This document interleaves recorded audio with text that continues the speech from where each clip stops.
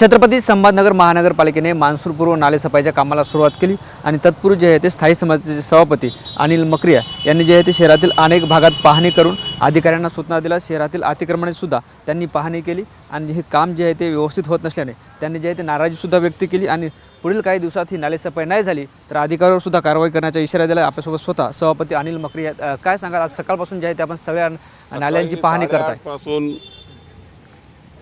रविवार बाजार, मोती कारंजा, अंगुरी बाग, दिवान देवडी, गांधीनगर, औषधी भवन, आता संभाजी पेठ इथं आलेलं आहे। सगळी पाहणी केल्यानंतर नाल्यावर अतिक्रमण झालेलं आहे, नाला पूर्ण भरलेला आहे आणि जे दुकानदार आहे, मार्केट आहे, ते अंडरग्राऊंड साफसफाई झालेली नाही। त्यांना सांगितलं आहे सोमवारपर्यंत कारवाई नाही झाली तर मग तुमच्यावर कारवाई होईल। आता जे आहे ते आपण सेना भवन परिसरातील नाल्याची पाहणी केली, काय निदर्शन आलं नेमकं? त्यांची लेवल कमी आहे। किती लेवल असायला पाहिजे? अहो किती असायला पाहिजे सांगा ना तुम्ही, बोला इकडं। तर आता किती आहे? 2 मीटर याची लेवल असायला पाहिजे, ते 1.5 मीटर आहे। त्यांना ते विनंती करतील, नोटीस देतील, नाही केलं तर कारवाई करतील।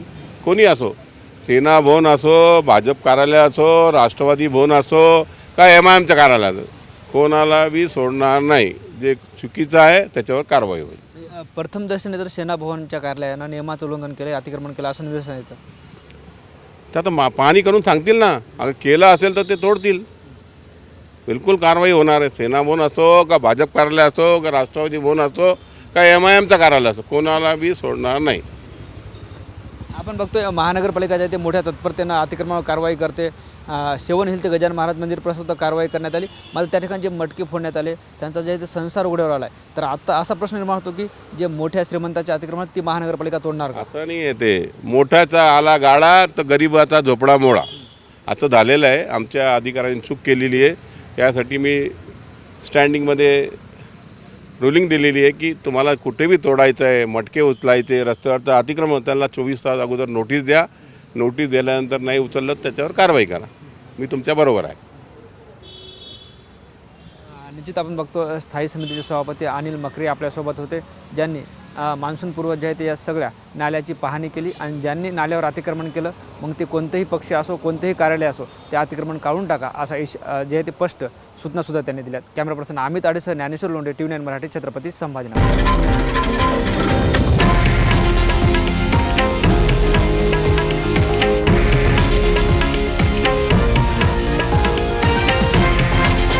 हे आहे देशातील नंबर 1 न्यूज नेटवर्क आणि आपण पाहत आहात TV9 मराठी, एकमेव।